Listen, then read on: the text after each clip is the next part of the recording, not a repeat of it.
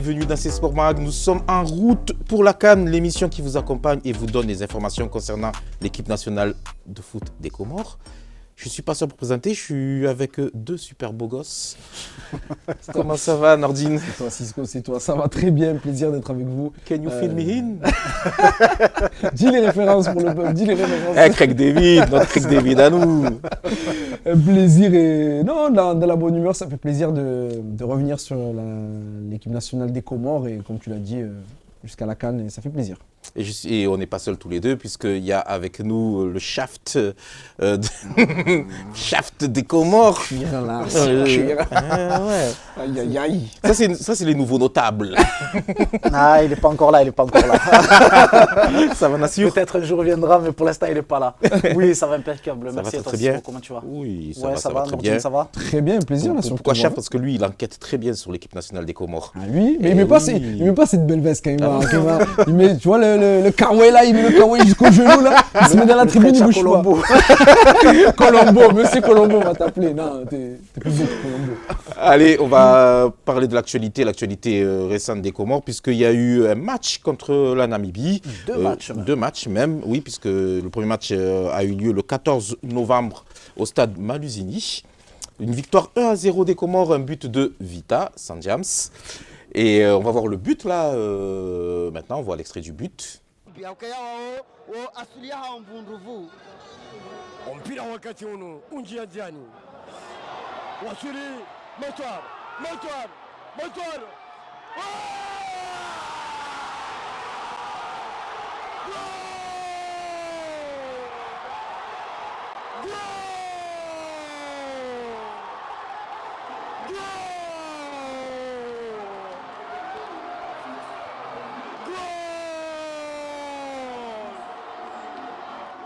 Voilà, c'était un très beau match qui s'est terminé, un très beau match.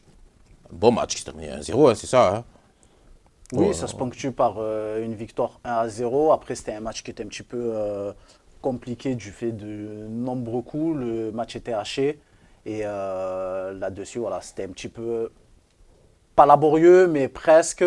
En tout cas, ce n'était pas le même match qu'ils ont produit sur la deuxième rencontre. Avec un magnifique but quand même de Rémi Vita sur lequel je voulais revenir. Une très belle passe d'Hakim Abdallah comme on l'a vu tout à l'heure. Et ce but pardon, à la 85e minute de jeu face à une équipe namibienne, comme tu as dit, qui a mis beaucoup de coups, qui a joué plus bas que sur le deuxième match, on en reparlera. Mais quand même, ce premier match, cette sélection de Stefano Cousine, il y a eu beaucoup de changements, j'y reviens, Cisco, et notamment beaucoup de blessures. Warmed Omari, Faïs Selemani, Miziane Maolida, Rafiki Saïd, Ismaël Boura qui a été blessé et qui n'ont pas participé au rassemblement, tout comme Ibrahim Youssouf et Raouf Mouravili et Yassine Bouran sur le deuxième match. Eux ont joué le premier match, mais ils n'ont pas joué le deuxième match, donc beaucoup de blessés. Et donc je reviens sur ce but magnifique de Rémi Vita à la 85e minute de jeu. Ça fait plaisir de voir ce joueur qui fait de bonnes performances en sélection. Ça fait énormément plaisir. Et il y a eu donc le deuxième match, comme tu l'as très bien remarqué.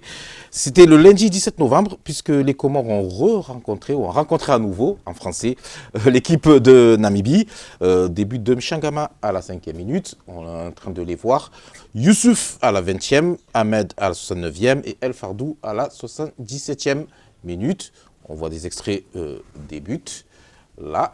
J'espère pour lui que ce soit rien de grave et que ça ne le prive pas de ses chances pour aller au Maroc. Il est bien joué dans ce poste de défense de la Oui. frappe. Il est arrêté par la Namibie. Et le but de Desseracamp. Ça y est, au bout de 4 minutes de jeu, Maluzini est en feu parce qu'il voit son buteur national, sa légende nationale, Kantom Changama, qui célèbre avec un kofia. Et avec le débrief, Nassur sera toujours avec nous. Nassur, il donne du temps à l'antenne. Voilà, Nassur, je remercie Nassur.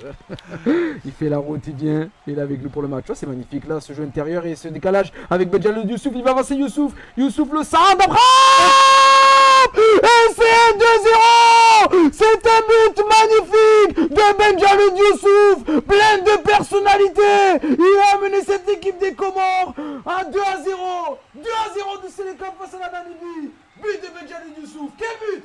Quelle personnalité, quel déboulé! Oui, tout à fait, tout à fait. En plus, réduit à 10, donc dans cette disposition-là de se retrouver à devoir marquer un but et à marquer un but. Donc ça se retrouve magnifique, on va dans les célébrations. Toujours ce Kofia, là, toujours ce Kofia, ces célébrations, on voit de la droite vers la gauche Hakim Abdallah, Kantom Changama, le buteur Benjalud Youssouf. Compte tenu des blessures et des circonstances, certes face à la Namibie, qui n'est pas une très grosse nation, quand bien même, on l'a dit, on le répète, elle est 100e au classement FIFA, pendant que nos Sélacans sont 112e, donc pas beaucoup de place d'écart. Mais c'est vrai que je trouve quand même qu'il y a de la cohérence tactiquement. Tu vois, là c'est en bloc, après ça va voilà, là ça va aller en transition rapide. C'est très clair comme idée de jeu avec cette passe en profondeur. C'est Emric Ahmed qui a le ballon, Emric Ahmed la frappe. 3-0.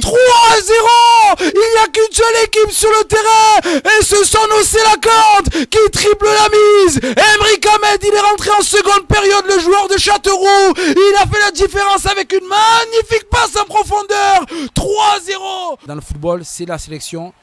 Il y a beaucoup de joueurs qui ont d'autres moteurs, mais en tout cas, lui, amoureux de la sélection, comme très très peu. Oh, ce ballon profondeur, peut-être pour le 4-0. Le ballon retrait, la frappe. 1, 2, 3, 4. Les Comores appuient avec ce but. Marqué par El Fardou Ben Nabouane. La belle histoire, il vient d'entrer. Et là, il est assis sur le trône de la sélection. L'un des meilleurs buteurs comoriens. Merci. Ben Sani Bouana lui dit merci, je te serre la main. Avec le Kofia, la prise et la photo. Un plaisir de voir cette sélection. Et nos Sélacans menés 4-0 face à la Namibie. Quel bilan tu tires de ces deux matchs ou de ce match, que ce soit Nassur ou Nordin, peu importe qui commence? Non, mais c'est déjà de remettre en confiance la sélection, de revenir à Malouzini. Avant de parler de football, on va recentrer et dire que ce match-là, ce rassemblement-là et ces deux matchs face à la Namibie étaient l'occasion pour le peuple comorien du pays de retrouver son équipe. Et ça faisait environ 2 ans que les Comores n'ont pas joué dans ce stade de Malouzini. Toutes les qualifications à la Coupe du Monde ont été jouées au Maroc notamment. Donc déjà, le plaisir de retrouver la sélection. Et après, si on parle de foot, la Namibie était venue avec une équipe A', 116e classement FIFA. Et en plus, l'équipe A', cette équipe namibienne qui a fini 2e dans ses qualifications de la Coupe du Monde. Donc, c'était pas une équipe, on va dire, pas l'équipe A de la Namibie, pas une grande équipe de football. Donc, on a dit, ils ont mis beaucoup de coups. Donc, l'occasion pour les Comores de se remettre en confiance, ça a été chose faite. Et pour moi, avant de parler vraiment de football, c'était le plaisir quand même de cette sélection de retrouver Malouzini et de gagner dans son stade. Avant de parler football, il y a quand même un petit point à souligner, c'est lui qui a marqué le 4e but. C'est lui qui a mis le 4e but, c'est El Fardou. Et El Fardou, c'est une belle histoire. Ah, la belle histoire, El Fardou Ben Nabouane qui a raté 384 jours de compétition suite à une blessure au ligament croisé, une rupture des ligaments croisés du genou. Il a manqué donc plus d'un an de football en 2023, donc c'était compliqué pour lui et son seul moteur c'était la sélection, retrouver la sélection et là de le voir sélectionné, de le voir buteur face à cette équipe de la Namibie pour le 4e but, on l'a vu soulagé, joyeux avec ses coéquipiers. C'était un plaisir pour lui déjà de revoir le joueur, déjà de revenir et de marquer. C'est un joueur qui a quand même 40 sélections avec les Comores, 19 buts, l'un des meilleurs buteurs de la sélection. Il faudra compter sur lui pour la CAN, on en reparlera, mais déjà le plaisir de le retrouver, le plaisir de le remarquer sur cette magnifique passe en retrait d'Emric Ahmed qui a fait une belle entrée d'ailleurs. Pour un petit truc sur... Tu voulais rajouter un petit truc sur El Fardou, non? Non, après voilà, concernant Ben Fardou, c'est la belle histoire comme on vient de l'évoquer.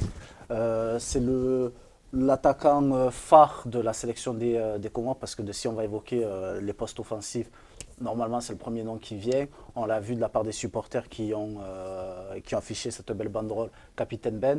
Donc par rapport à ça, moi je suis plutôt content pour lui puisque ça reste la belle histoire, il marque son but, c'est son retour, c'est son amour et son attachement pour la sélection. Et j'ai envie de dire simplement merci monsieur. Sur ces matchs, qui a marqué des points, qui pourra être sélectionné sur la CAN, qui vous voyez gros comme une maison dans la liste et qui peut-être... Après, quand on reprend la liste de Stefano Cousine, on a parlé des remaniements suite aux blessures. Il y a des joueurs, il y a 2 nouveaux qui ont participé à la liste. C'est Idriss Mohamed, le joueur du Puy du Foot en national, et Hamza Abdallah qui joue en Lausanne en D1 Suisse. Donc ce sont 2 jeunes joueurs, 20 ans pour Idriss Mohamed et 22 ans pour Hamza Abdallah, donc des joueurs qui ont intégré la sélection. Idriss Mohamed a joué lui le 2e match face à la Namibie et il a été très serein défensivement. J'ai le souvenir qu'il glisse une fois sur une relance, mais il a été serein dans ce match-là. Donc voilà pour les nouveaux. Après des joueurs, bon, on a eu des habitués comme Hakim Abdallah, Yannick Pandor qui a joué le premier match, Adel Andimati qui a joué le deuxième match, lui c'est le 3e gardien, on en reparlera. Saïd Bakary, Kassim Daouma, Kenan Touabibou, Kantoum Changama a joué aussi, Yad Mohamed qui d'ailleurs s'est fait mal lors du 2e match face à la Namibie. On essaiera on verra s'il jouera, mais normalement c'est pas une grosse blessure qu'il a eue. Et des joueurs comme Rémi Vita, lui pour moi qui a gagné des points dans ce double match face à la Namibie. Mais après voilà, des joueurs qu'on a l'habitude de voir, on a parlé d'El Fardo, et celui qui a fait aussi une très bonne entrée sur le 2e match, c'est Emre Ahmed, buteur, passe décisive, le joueur formé à Nantes qui joue actuellement à Châteauroux National, qui a fait un très bon match face à la Namibie sur le 12e match des Comores. Et Benjalou Youssouf pour moi aussi, on peut en citer plein, mais Benjalou Youssouf, il sait qu'il fera partie des sélectionnés pour la CAN. Mais pour moi c'était mon homme du match et on l'a vu déçu de sortir à la 60e minute de jeu, il sort, il est là, il voulait rester sur le terrain parce que c'est vrai qu'il a fait une très grosse prestation, le joueur de Sochaux National. Donc j'ai fait globalement les joueurs qui feront partie des 23, et après, bien sûr, on parlera peut-être de ceux qui peuvent gratter quelque chose. Oui, après, pour ceux qui peuvent gratter quelque chose, voilà, puisqu'on parlait de Idriss Mohamed et éventuellement de faire partie de ce groupe qui partira pour le Maroc, parce qu'on a Warmed Omari qui est toujours blessé, qui est dans une course contre la montre pour revenir dans ce groupe qui partira disputer cette CAN.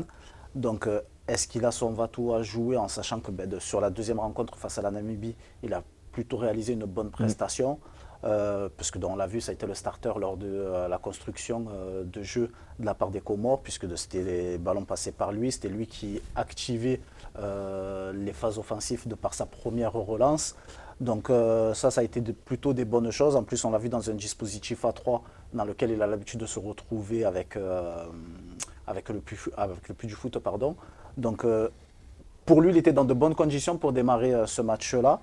Donc il y a lui, ensuite si on prend dans les joueurs qui peuvent éventuellement figurer dans cette liste, on le disait, Rémi Vita, Benjalou Youssouf, que ce soit aussi, parce qu'il a fait aussi de très bonnes rencontres, mais c'est Ryan Lutin. Oui. Donc lui également.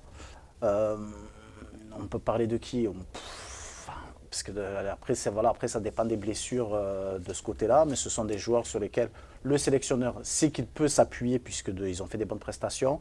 Et on l'a vu lors de cette rencontre, même s'il y avait des automatismes à avoir qui sont dus aux blessés, mais il y a eu de très bonnes choses qui se sont passées lors de ces 2 rencontres. Je pense que Stefano Cousine a réussi à trouver peut-être une équipe type. Équipe type, je pense qu'il a déjà, parce qu'on l'a vu lors des matchs de qualification. Après, là, c'était plus un match de préparation pour voir un petit peu, pour mettre des choses en place, parce qu'on l'a vu. Là, il essaie de travailler essentiellement, je pense, sur les transitions. Donc, le fait est de récupérer le ballon et de vite se projeter vers l'avant, parce qu'on a vu qu'il y a eu beaucoup d'attaques menées par les couloirs. Donc, on sait que le premier match à la CAN, ce sera le match d'ouverture face au Maroc, en sachant que d'un côté, parce qu'il y a également aussi un joueur qui est en course contre la montre pour revenir, en tout cas pour disputer ce premier match d'ouverture, c'est Achraf Hakimi. De l'autre côté, Mazraoui, on sait que ce sont 2 joueurs qui lancent les offensives depuis les couloirs et qui partent de derrière.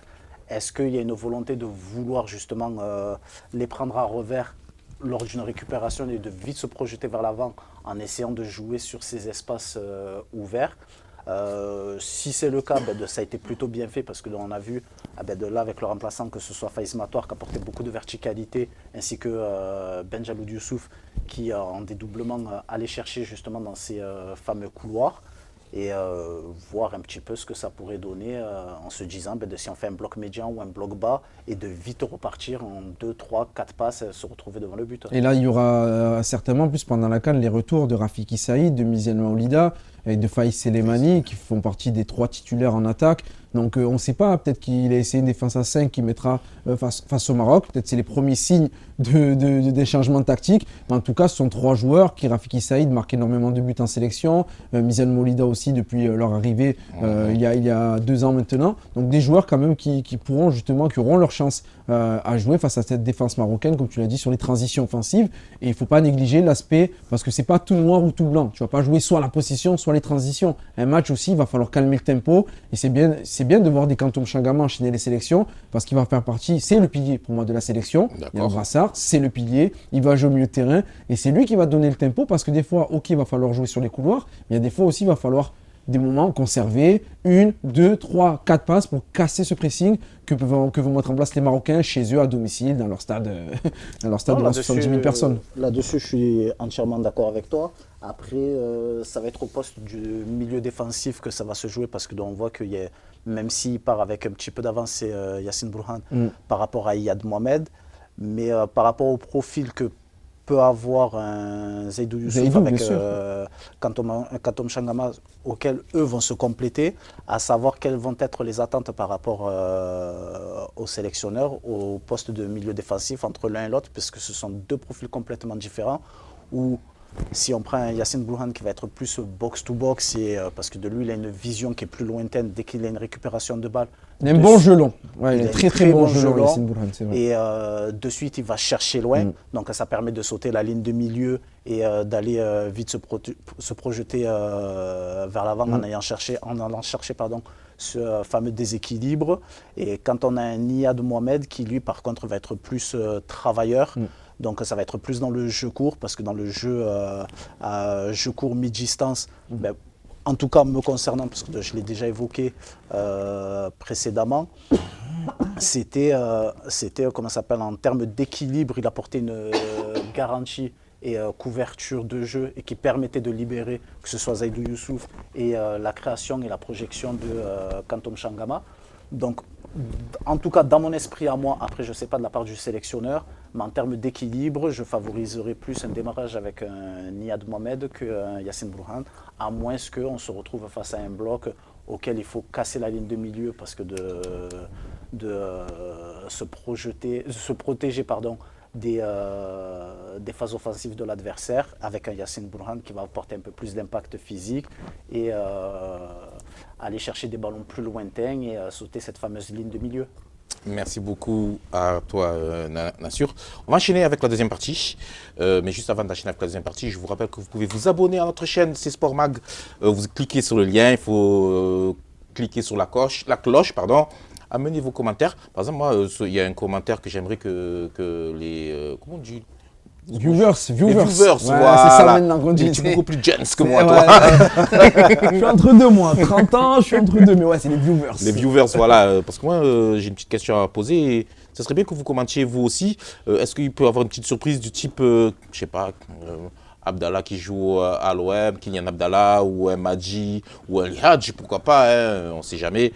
Donc c'est la question que je vous pose, ça peut faire partie du truc. Hein. Il y a des joueurs, on sait très bien, les joueurs qui reviennent souvent quand on parlait de sélection, il y a eu quelques années, c'était Zaidou Youssouf et Mizan Molida, ils sont là, ils font partie de la sélection. Et maintenant, il faut voir si des joueurs comme Lisa Hadji, qui seraient peut-être intéressés pour faire la Coupe d'Afrique des Nations, des joueurs comme Naoui Ramada, des joueurs comme Wesley Saïd. Bon, Wesley Saïd, je le sais.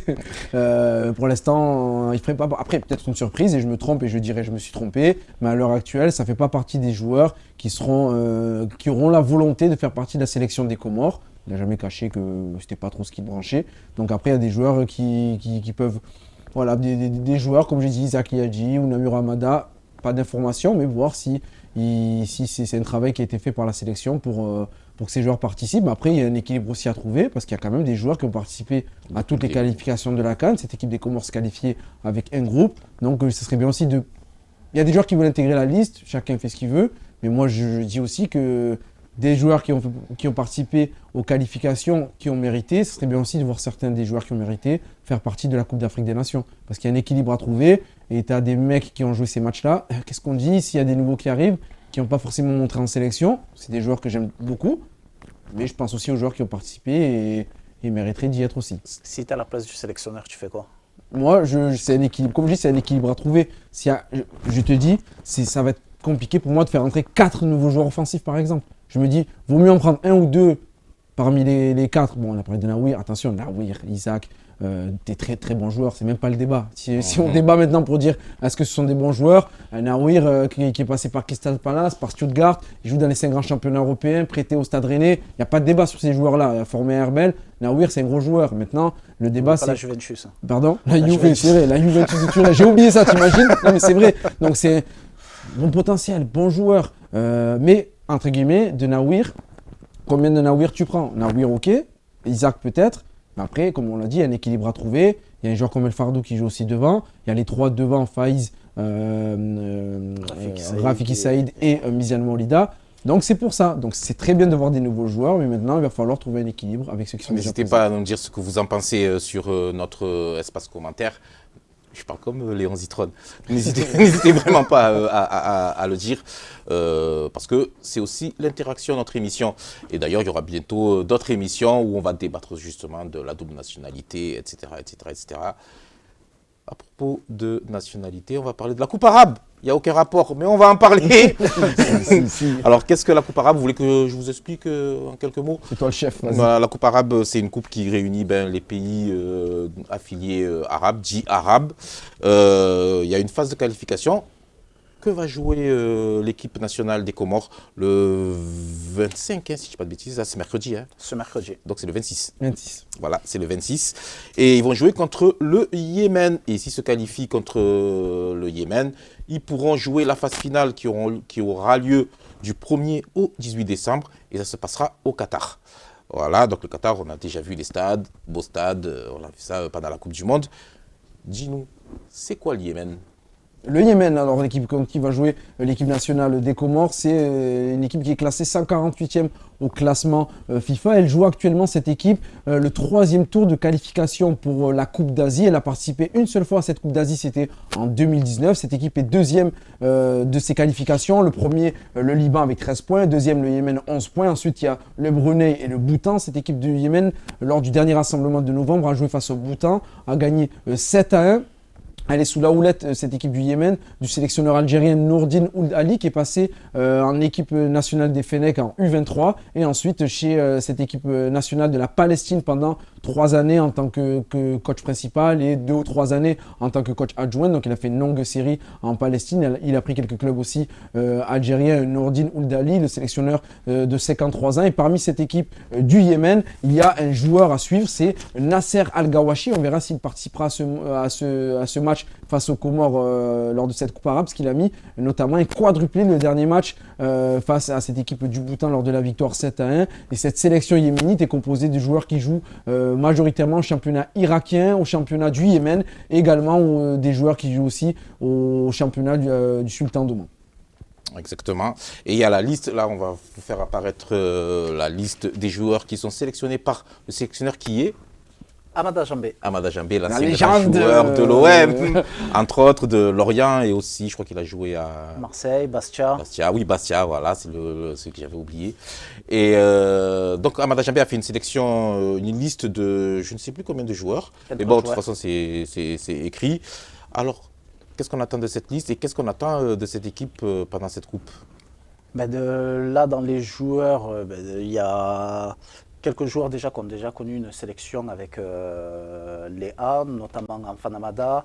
On passe à Djoudja, que ce soit Anzimachi, le gardien de but, Ali Amada, le retour, parce que lui, ça fait près de c'est simple, il n'a jamais connu de sélection avec Stéphane Cousine. Non, c'est vrai. Donc, suite à sa blessure, puisqu'il s'était fait les ligaments croisés, qu'il a éloigné des terrains pendant plus d'1 an. Donc là, c'est le fameux retour. Là, actuellement, il se retrouve sans club puisqu'il a terminé son contrat du côté d'Azam en Tanzanie.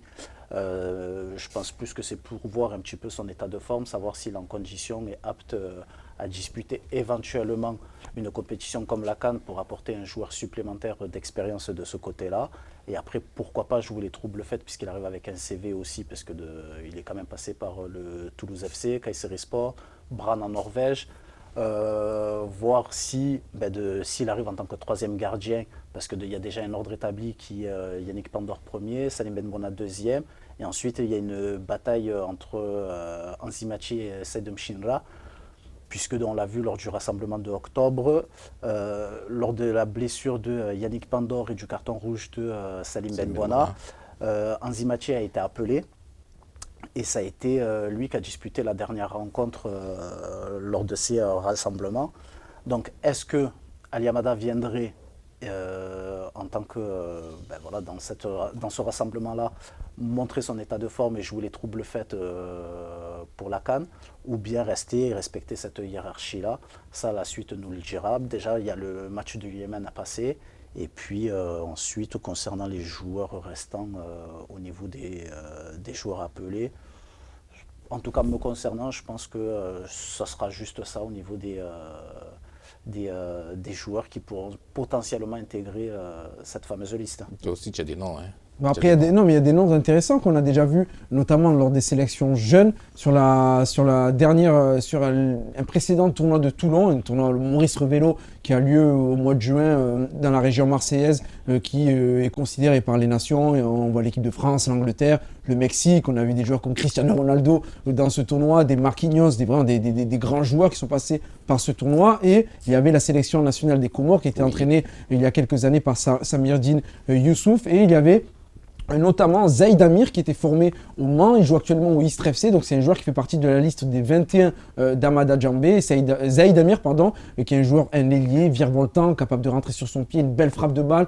Il est bon aussi dans sa qualité de centre, donc c'est un ailier gauche majoritairement dans ses matchs. Donc ça va être intéressant de voir le joueur d'Istres FC. Zainoudine Mohamed qui joue en National 2 au FC Rousset, donc un bon milieu de terrain aussi qui monte. Et Nassur Amidou Ali, qu'on appelle Nassif, les mecs qu'on appelle comme ça, Naïf, pardon, les mecs qu'on appelle Naïf Nassur Amidou Ali, qui joue au club d'Aubagne Herbel en national. C'est un bon latéral. Le poste de latéral, c'est vrai que c'est un poste assez fourni en sélection avec Saïd Bakary, Benjalid Youssouf, Mohamed Youssouf, avec de très bons joueurs, Ismaël Boura. Mais quand même, c'est un très bon joueur qui joue sur les côtés. Et dans cette sélection, ce qui est aussi bien, c'est de voir des joueurs jouant dans des clubs comoriens, notamment Omar Abdelaziz, le défenseur qui joue au Volcan Club, illustre club comorien. On a Ahmed Fadidjou, le gardien de but qui joue au Fumboni Club. Et voilà également Tamim Tarek, le défenseur qui joue également au club de Gombessa Sport. Donc voilà, c'est bien aussi dans ces sélections A', hein, qu'on va appeler ça, parce que c'est pas la B, c'est pas la A, c'est la A'. Parce que voilà, on est d'accord que c'est la coupe arabe de la FIFA, mais officiellement, c'est pas une date FIFA. Ça fait que les clubs peuvent refuser que les joueurs soient sélectionnés. C'est pour ça qu'on se retrouve avec des joueurs qui jouent quand même d'un très bon niveau national. On a aussi Nassim Ahmed, je ne sais pas si tu en as parlé de Nassim Ahmed, qui joue bon milieu de terrain, qui joue à Toulon, milieu de terrain très technique passé par le centre de formation de l'Olympique de Marseille. Donc du coup voilà, quand même des joueurs intéressants qui certains ont déjà fait des rassemblements notamment Afan Saïd Djambaé et tu en as parlé de Afan Hamada. Donc certains ont fait des rassemblements d'autres sont en train de monter, donc c'est un mélange de tout ça qui est quand même intéressant, ça serait intéressant à suivre. Ce sera très intéressant à suivre, peut-être qu'on... Suivez, vous nous suivez et vous verrez si on va faire un live, si vous êtes très gentil. Il n'y a que ça à dire. Donc avant de vous remercier et de laisser l'antenne, je vais quand même rappeler le calendrier de la CAN, c'est important. Vas-y. C'est très important. Premier match, c'est contre le Maroc, c'est le 21 décembre à 20h. C'est le match d'ouverture. Hein. Match d'ouverture. C'est ça. D'ailleurs, auquel on fera une grande soirée, une soirée spéciale. C'est ça, une grande soirée. On sera là toute la journée pour vous occuper Exactement. Et vous diffuser des images. Donc nous recherchons des prestataires pour nous ramener des samples. Ensuite, le deuxième match, ce sera contre le Zambie le 26 à 18. La Zambie, pardon. Le 26 à 18h30, c'est ça. Et le dernier match, c'est contre le Mali. Ce sera le 29 décembre à 20h. Et on sera là. Il y aura même peut-être, je me tourne vers le grand chef, une fan zone. Il y aura même sûrement une fan zone, je pense. Donc, comme tu as dit, il y aura des émissions spéciaux. Une émission spéciale. Des émissions spéciales. Des émissions spéciales. Voilà. Donc, il y en aura énormément. Avec Nordine. Il y aura Nassur, Il y aura peut-être moi-même. Cisco, quand même, Cisco. Monsieur Cisco. Non, mais ça va être une belle fête, ça va faire plaisir. Ça va être une belle fête déjà de faire le match d'ouverture devant 70 000 personnes pour les Comores. C'est un truc de fou furieux. De jouer face au Maroc, ben, c'est magnifique. Voilà, c'est vrai que des fois, on ne veut pas jouer les gros adversaires. Mais là, attends, tu seras exposé aux yeux du monde. On veut jouer tu joues le Maroc, pays hôte, chez eux. Donc, c'est magnifique, ça va être une grande fête. Et vu en termes d'exposition, c'est pas mal. Là, des suiveurs, j'ai une dernière petite question à vous poser avant de remercier toute l'équipe technique autour de Abdoul. C'est quand même la première fois qu'on peut se dire que les Comores ont une équipe A et une équipe A'. Ça situe quand même le niveau. Bah, des joueurs en fait, les Comores ont souvent eu des équipes A et A', mais surtout des joueurs de ce niveau-là. Voilà. C'est quand même intéressant. Et après, c'est justement pour dire que bravo aux précédents joueurs, bravo aux joueurs qui ont joué, qui ont intégré la sélection à l'homologation en 2005-2006 jusqu'à... Parce que ces joueurs-là ont fondé la sélection, ont fait que les Comores existent. Après, tant mieux que certains joueurs soient professionnalisés, qu'on peut faire une A', mais parce qu'en disant ça, on peut dire ouais, les autres joueurs, ils étaient moins bons. Non, c'est pas ce qu'on dit. Au contraire, certains joueurs, ils jouaient en régionaux, même pas au niveau national, ils arrivaient à faire des exploits magnifiques. Et là, justement, maintenant, les Comores progressent, se professionnalisent. Et comme tu le dis, une équipe A avec des joueurs professionnels dans la majorité des cas, et une équipe A' avec des joueurs qui tapent au niveau national, en D3 ou en D2. Mais c'est pas mal. C'est vraiment pas mal.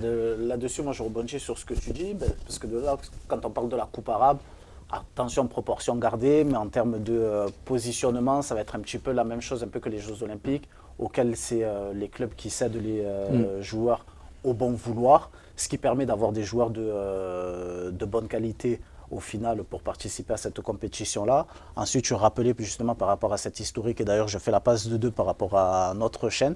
N'hésitez pas à aller consulter notre chaîne dans les espaces vidéo par rapport à l'histoire des Comores auquel on raconte un petit peu tout ce fameux parcours qui a permis d'en arriver là aujourd'hui. Donc n'hésitez pas à aller consulter cette vidéo-là. Mais comme tu l'as si bien dit, c'est ce qui a permis justement, c'est les premiers, les starters, les éclaireurs de pouvoir d'amener ce fameux volume et noyau de joueurs qui constituent la sélection aujourd'hui. Merci beaucoup Nassur. Nassuf Nassur. Oh là. Là, t'as vu là, c'est quand tu commences un peu à... tu es déjà au Maroc, tout ça, etc. Merci beaucoup Nassur. Merci à toi. Merci Nordine. Merci beaucoup Nordine. Merci à toi Cisco, merci Nassur. On en profite pour remercier donc toute l'équipe technique autour de Abdoul. Merci beaucoup les jeunes, parce qu'ils sont jeunes. Hein. Ah ouais, ils sont jeunes, ils ont fait du très bon boulot. On se retrouve très très vite. N'hésitez pas à vous abonner dans notre page C'est Sport Mag. Et à très bientôt.